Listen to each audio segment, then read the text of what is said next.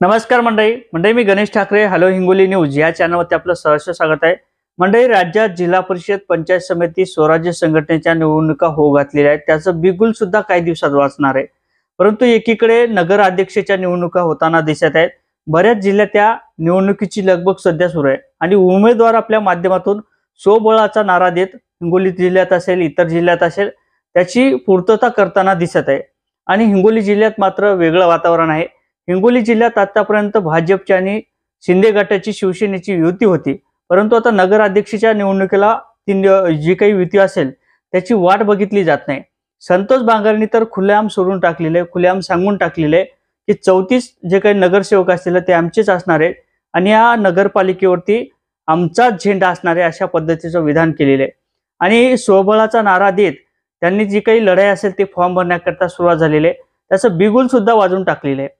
एकीकडे शिंदे गटाचे जे काही संतोष बांगर आहेत हे कदाचित तुम्हाला माहित असेल, प्रत्येक वेळेस ते आक्रमक असतात, प्रत्येक वेळेस ते कुठेतरी सहकार्य करतात, सर्वसामान्य असतील त्याचबरोबर जे काही इतर लोक असतील त्यांना सुद्धा सहकार्य करताना दिसत आहेत।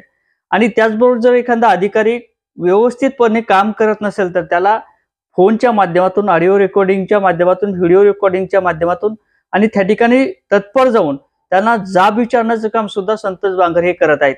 आता संतोष बांगर आणि जे काही भाजपचे तानाजी मुटकुळे आहेत यांची युती होते, त्या लोकसभा असतील त्यानंतर राज्यसभा असतील विधानसभा असतील अशा पद्धतीने जे काही निवडणुकी झाल्या होत्या त्यात मात्र त्यांची युती होती, परंतु आता ही युती दिसत नाही।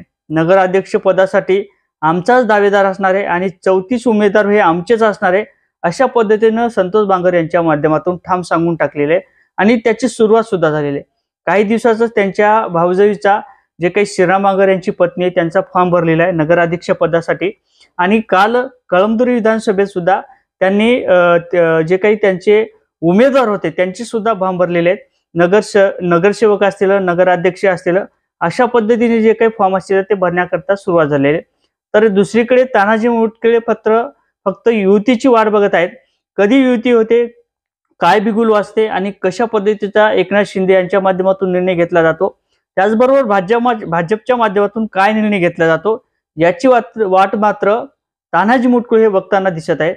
आता या संदर्भात नेमकं काय वाटते, परत जे काही शिंदे गटाचा झेंडा असेल तो हिंगोलीवरती फडकणार का, त्याचबरोबर संतोष बांगर यांच्या पूर्णच्या पूर्ण सीटा येणार का, आणि जे काही युती असेल ती युती होऊ शकते का, शेवटच्या टप्प्यात काय बिगुल येईल हे सुद्धा पाहणं महत्त्वाचं ठरणार आहे।